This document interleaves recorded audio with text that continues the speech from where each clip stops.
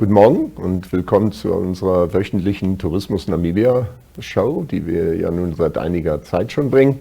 Mein Name ist Frank Steffen, ich bin der Redakteur von der Allgemeinen Zeitung und bin natürlich auch mit dabei, wenn es um die Tourismus Namibia geht. Wir bringen Ihnen wieder so ein paar Nachrichten und natürlich ein paar Urlaubsorte, die wir Ihnen vorstellen wollen. Also fangen wir mal an bei unseren Topics.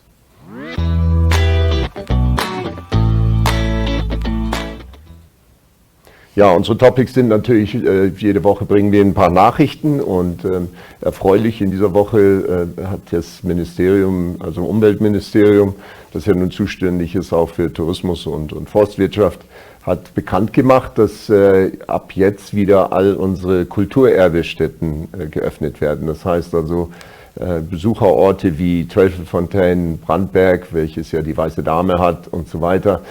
Das sind alles Orte, die jetzt wieder besucht werden dürfen.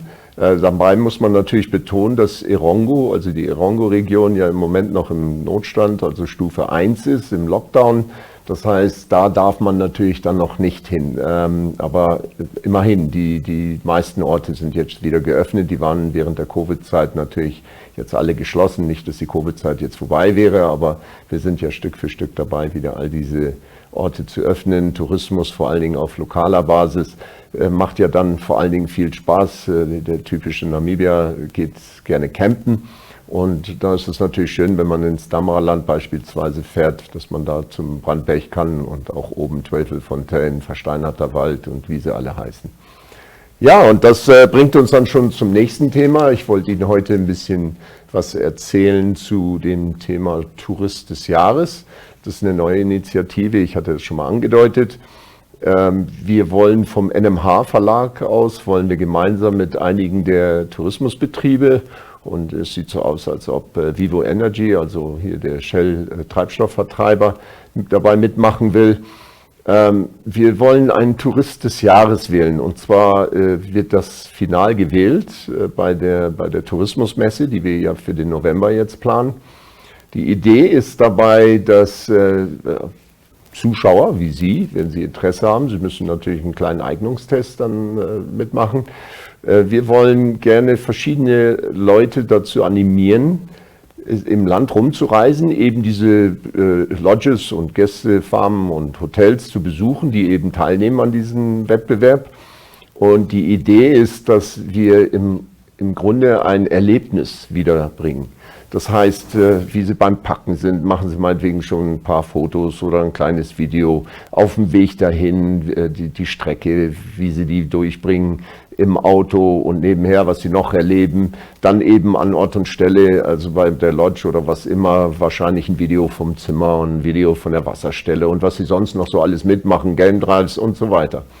Und die Idee ist am Ende, dass diese Videoclips dann eben vorgestellt werden im Internet, also auf unserer NTI Facebook-Seite. Und letztendlich wird es so kommen, dass bei der Tourismusmesse werden diese Filme vorgestellt. Die Leute werden auch vor Ort sein, sodass man ein paar Fragen stellen kann.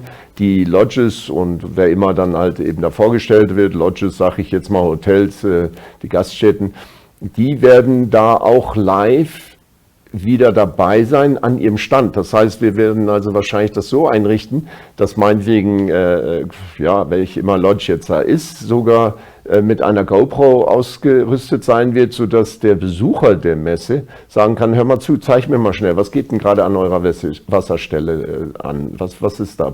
Habt ihr Tiere da? Habt ihr keine? Zeig uns doch mal schnell, wie sieht die Lodge denn momentan aus? Es gibt also diesen Live-Feel, wie wir das ausdrücken, und gibt Ihnen die Möglichkeiten zu sehen, dass die Lodge nicht nur auf dem Foto gut aussieht, sondern tatsächlich jetzt gerade hier vor Ort auch besuchsfähig ist, also dass es wert ist, dahin zu fahren. Soll also mehr so ein wirklich Erlebnis werden. Und wir werden dann nur von den Besuchern der Tourismusmesse, werden wir den besten Video, also will ich mal sagen, Videografen regelrecht wählen. Also der seine Lodge am besten an Sie verkauft hat, das, was Ihnen am besten gefallen hat, das werden wir dann wählen und dadurch eben den Tourist des Jahres feststellen. Das sollte ich mit der Zeit noch ein bisschen ausweiten, aber das ist nur mal so ein kleiner Hinweis. Beobachten Sie unsere Zeitungen, also Republicain, Namibian Sun, Allgemeine Zeitung und auch im Internet Erongo und Windhoek Express. Das sind alles so unsere Verlagszeitungen, die eben mitmachen dabei. Und dann etwas, was ich sonst nicht viel mache in unserer Show, aber für unsere, eben für die Gastbetriebe, die wir im Lande haben. Es gibt die Firma Hospitality Textile Suppliers, den kennen Sie wahrscheinlich, aber die haben jetzt ein neues Prinzip reingebracht, das nennt sich TÜV Süd, kommt natürlich aus Deutschland und soll Ihnen helfen, sich so ein bisschen auf die Covid-Zeit vorzubereiten. Ich denke, im Grunde sollte man das so oder so machen. Wir hatten hier vor einiger Zeit Herrn Wolfgang Balzer hier von Thule und der sagte auch, wir brauchten gar nicht so viel machen, denn vieles ist ja gang und gäbe. Wir müssen ja unsere Hotels in Ordnung halten.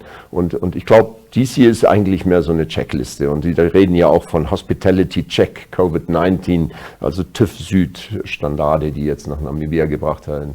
Wenn es Sie interessiert, können Sie sich ja mit den Leuten in Verbindung setzen und mal ein bisschen gucken, ob da etwas für Sie mit bei ist. Ja, und das bringt uns zum Ende unserer kleinen Nachrichten.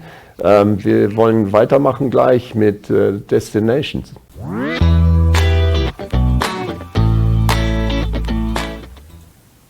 Yeah, welcome back. And Chloe Deer obviously writes for Tourismus-Namibia as well. So tell us a bit more about what you have brought along. We were actually just looking at the pictures now, Frank and I, and really wishing that we could be in Bagatelle right now, camping in those Kalahari red dunes. But it is definitely a destination I would put on your travel list, especially as a local at this time. It's some of the most special camping experience you will have. I mean, the stars are unlike anything I've seen before, but also just the experience of being completely isolated in such a surreal landscape with the red rolling dunes and everything. A nice tip actually is to bring some brown paper bags. They make incredible like lanterns at night and just emphasize the red, because it illuminates the red sand and it's just unbelievable. But the big thing about that area is, and what I like about what I see, especially in the aerial photograph, is that these camping sites are far apart. That used to be the case in Namibia almost everywhere.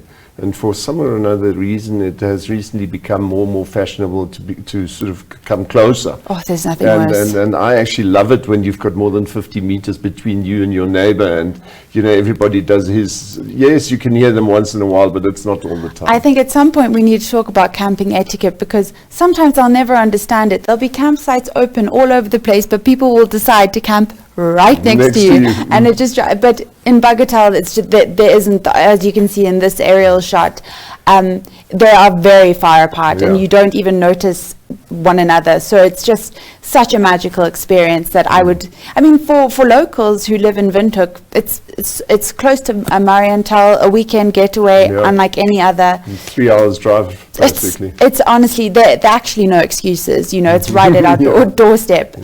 It would be cold now. I mean, judging by Frank's clothes today, you wouldn't think it's -1 degrees, but it's actually very cold, so pack accordingly, and it'll be magical. So I recommend it definitely. That's very nice, especially these areas, and like you said, it's within reach. Yeah, I mean, now is the best time for locals in Namibia, you know, to be able to really take advantage without tourists all around. You've got special rates that they're offering now, so that they obviously want you to come. Yeah. And then this is a nice time to actually camp, because the summer can be very hot. Yeah. And if you go for game drives now and so on, at least you die in the heat. It's actually quite nice to actually go out during the day. Exactly. Yeah. And then I always like to include a little bit of local atmosphere to create the sense of what Namibia is all about. And up north, fishing is just so much a part of local life, and seeing all the different ways in which they fish is unbelievable. They have those beautiful fishing baskets, which are ancient actually, that are woven, and then sometimes you'll see like a stick that's in, and no people around, and yet that's got a line on it, and they are fishing throughout the day. And you know, it's a really magical thing to see. I mean, whether it's on Makoros or on the side of the river, but they catch huge fish, actually. I think they get tiger fish, they get, I mean, catfish. Even tiger fish. I mean, it's it's unbelievable. And, you know, so once again, it's just a very nostalgic kind of scene that you will see when you go to the north, and that's really special. What is nice about this is it's traditional fishing, and what I like about them using the baskets is that they don't actually catch the tiny fish. Yeah. Because that's the big thing that's been going on for a while now already. Not to pick on the Chinese now, but they've brought that much finer mesh. Yeah. And so what happens is when they fish with that, all fish is caught, Yeah, even yeah. the small ones, and there's no habit of throwing it back. So automatically, bit by bit, you've got these dead rivers with no fish being left over time. Yeah. It was actually a concern for the Ministry of Environment last year at one stage, where they've actually forbidden certain tight mesh nets to be used. I can imagine. Yeah. But I mean, it's still wonderful to be able to have the river right there, so that even in times like COVID, they have access to food and fish, and you know, so that's beautiful. So I always love to include something like that. But speaking of the north, River Dance is also an incredible lodge right on the Okavango River, and I mean, it's got such a unique. It's old, you know. It must have been built in the 70s or something, but it almost feels as though you're a ship on the river itself, and you're in amongst the trees, and you feel absolutely absorbed into the environment. And once again, you are surrounded by local life, so you'll have the people going past on the canoes, and you know, the hippo and everything at night. But I mean, it is freezing. I will say that it is absolutely freezing. But the setting is unlike. It's actually one of my favorite settings that I've been to so far, just because you are on the river. It's not like it's in the distance. Make no mistake, I think when you were there last, it was still winter temperatures, wasn't it? Frank, when I say it was freezing, honestly, I don't think I've ever been so cold in my life. But it didn't taint my experience at all. But the name River Dance just encapsulates everything about, because the sun sets right in front of you, and so it's just you're constantly in awe of your surroundings. So I've got to say that it's worth the trip, definitely, if you're in the area. But it's that way all over Namibia. You generally find that it doesn't matter where you go. Namibia has got so many different faces. Yeah. And that's really what it is about. And that's what we're obviously trying to do here, is convince people to not always go to the same destinations. It's easy to do that, though, because you can almost become emotionally connected to one place and then continue going there. But no, like you're true, saying, but then I always remember that I would, for years, I would go down to the south, for example. I was very much connected to Sossusvlei in that area. And then the first time I properly looked at Damara land, and I suddenly thought, so different, still so nice, why didn't I come here earlier? Exactly. And then you go over to Bushman land, and suddenly it's a totally different thing again. And if you go up to the Zambezi, it's the same story. So it's a country of continents, and everywhere you go, you could be anywhere. It's totally different. So anyway, we just love highlighting the difference.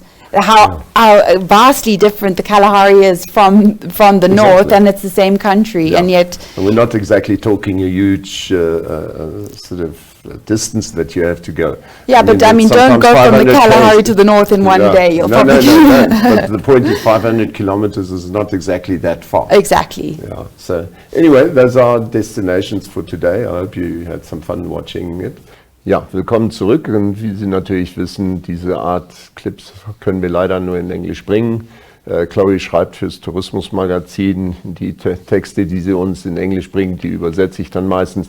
Aber das ist ja nicht so schlimm. Ich hoffe, Sie konnten trotzdem so ein Stück weit mitverfolgen und verstehen, was sie uns da erzählt hat. Es ist immer ja schön, mit ihr zu reden, denn sie hat wirklich das Land lieben gelernt und bringt uns natürlich immer schöne Fotos. Und was ich vor allen Dingen mag, es geht nicht immer nur um die Ziele, also die verschiedenen Lodges und was immer da im Tourismusbetrieb angeboten wird, sondern sie versteht es auch so ein bisschen, die Leute in Szene zu bringen. Ich behaupte schon seit einiger Zeit, aus irgendeinem Grunde hat man in Namibia immer das Gefühl, wir müssen meinetwegen ins Ausland fahren, um mal die anderen Leute zu erleben. Und dann fahren wir nach Kenia oder Malawi oder wo immer.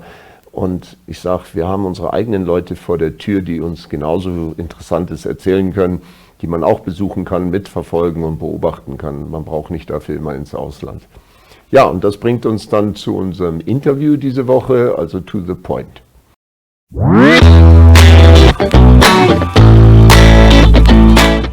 are having a very special interview. We are here with Mr. Rudy Pitter, Managing Director of Avani Windhoek. Mr. Pitter, good to see you again. How are you, sir? Very good, and yourself? Very well, thank you.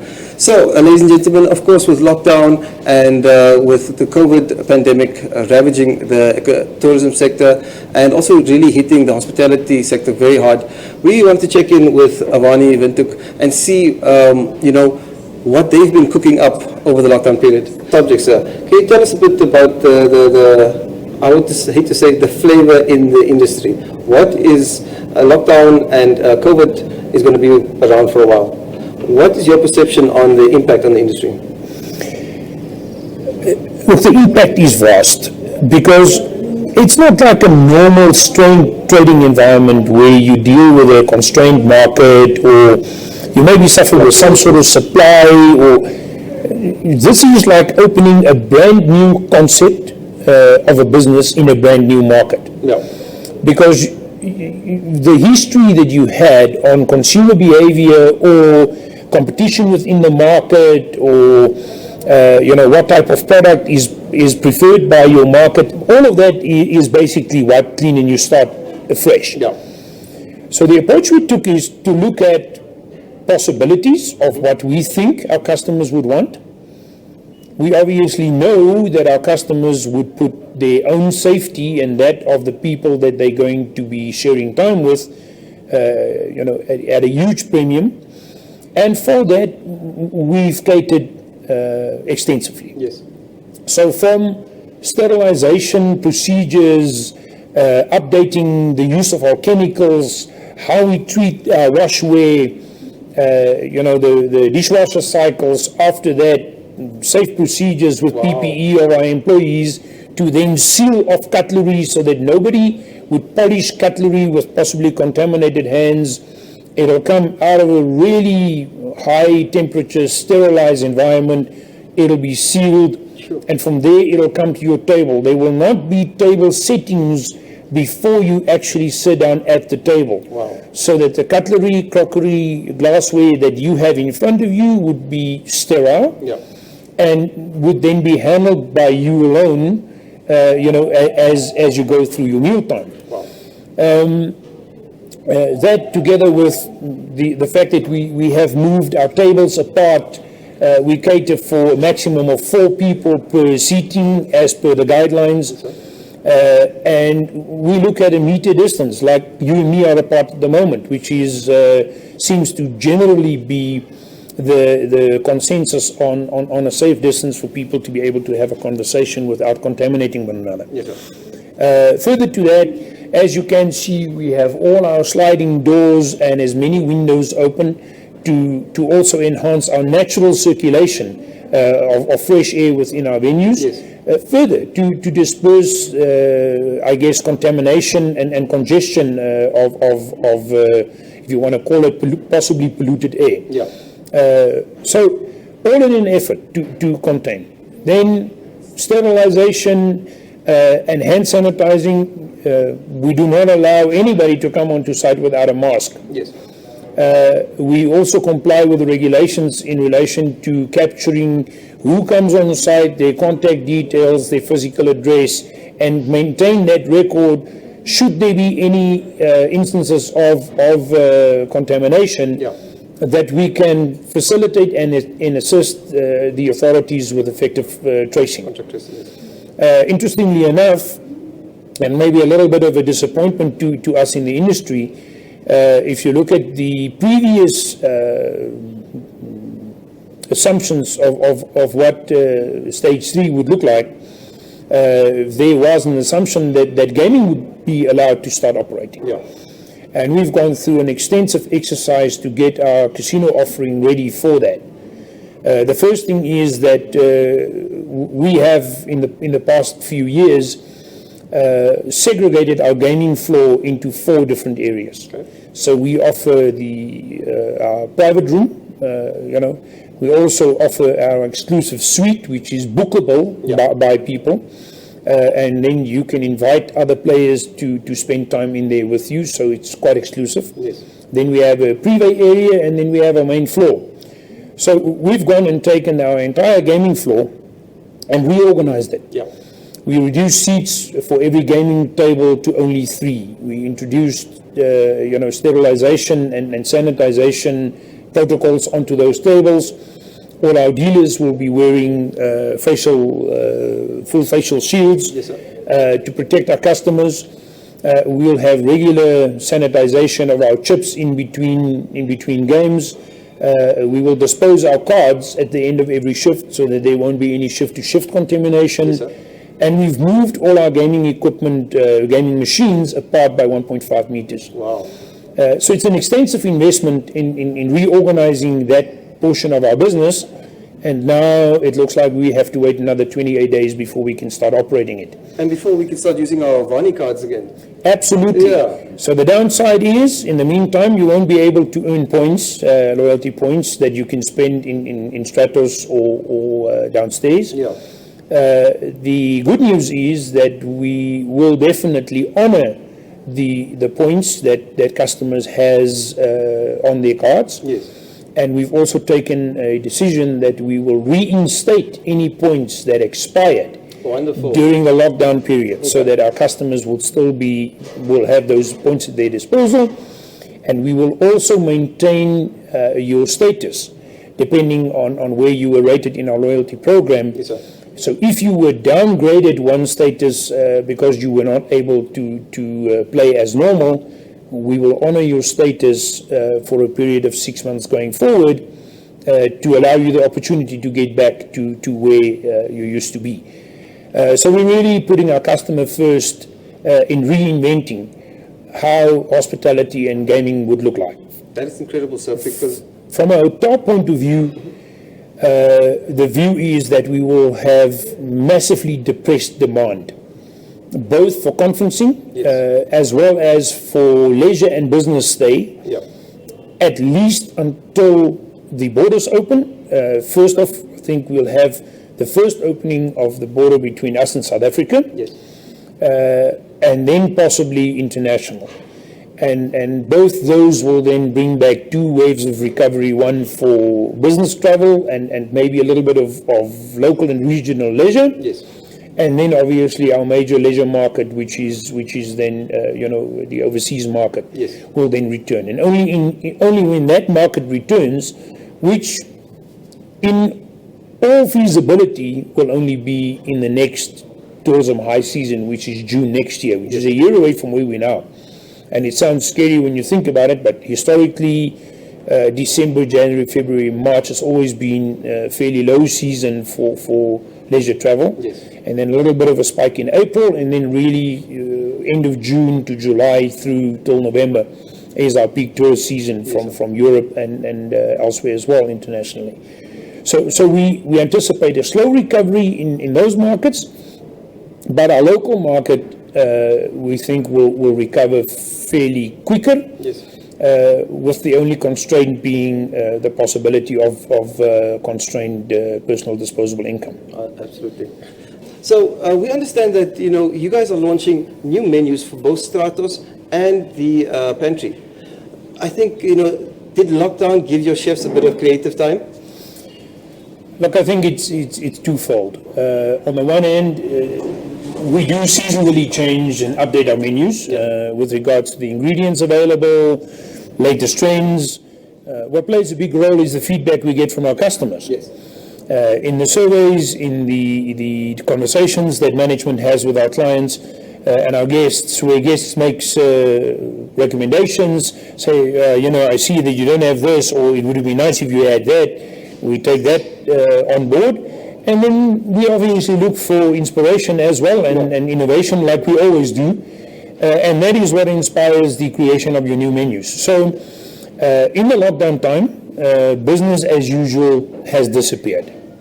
So innovation is important, but there's other factors that also became a lot more important in the meantime.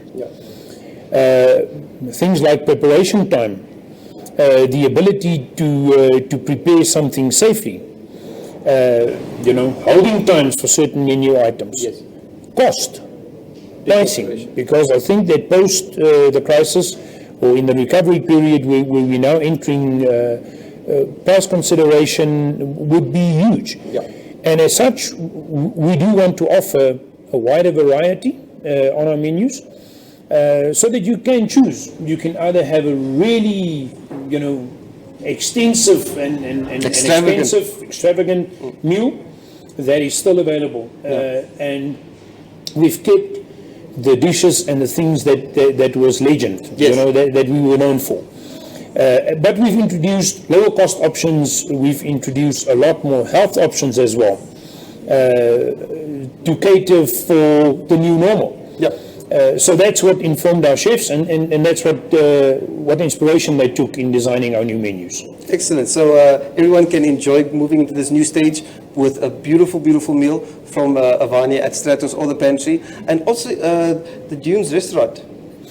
Okay, so for now, we're not going to, on a daily basis, commercially trade Dunes. Yes. We are trade ready in Dunes, but being a buffet-style restaurant, and I'm not sure what the demand for that would be, we have opted to use that restaurant in the meantime for any conferencing business and groups exclusively. Okay. To adhere with social distancing. That will enable us to comply with all the safety protocols and social distancing.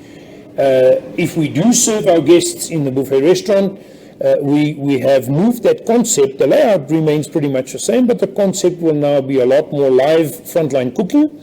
And all the serving would be done by a team member of Avani rather than the guests themselves.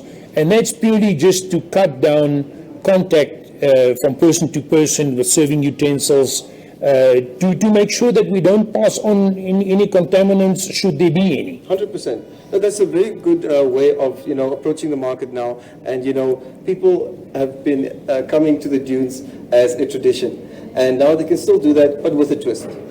Absolutely. We're obviously toying with the idea, looking at how demand recovers for rooftop, which was before lockdown our most popular venue. The Pantry has always been doing fairly good day trade, some takeaway business, but then early evening we've seen quite a bit of demand for light meals, coffee shop and bistro type menu items, and then a drink with that. So before we were able to serve drinks, which we can do effectively as of today. Yeah, well, I don't set a good example with the water, but still. We will see how demand recovers for those two outlets.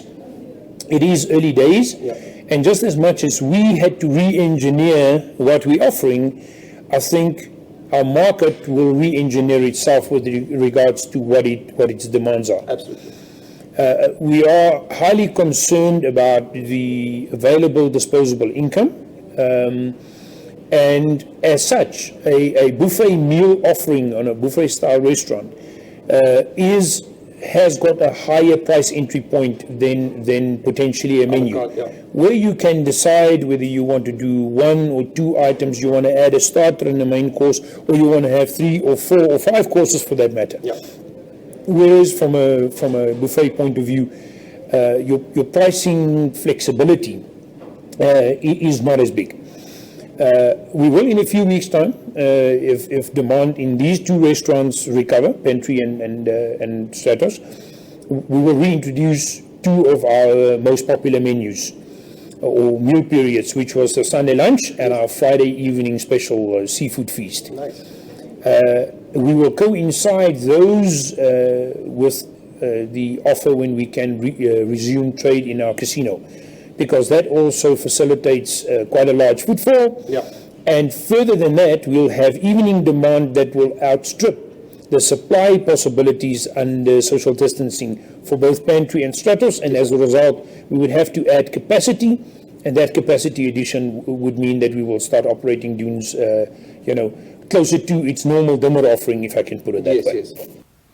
Ja, und wenn Sie uns was zu erzählen haben aus Ihrem Betrieb, bitte, das ist eine Einladung an alle namibischen Gaststätten, die verschiedenen Gastbetriebe, die wir hier haben. Bitte erzählen Sie mit mir. Ich bin gerne bereit, auch Interviews über Ihr Hotel, Ihre Lodge, was immer Sie gerade anbieten, Ihr Hegegebiet, was immer Sie gerne verkaufen wollen. Das seien wir mal ganz ehrlich, es ist ja ein Stück weit freie Werbung.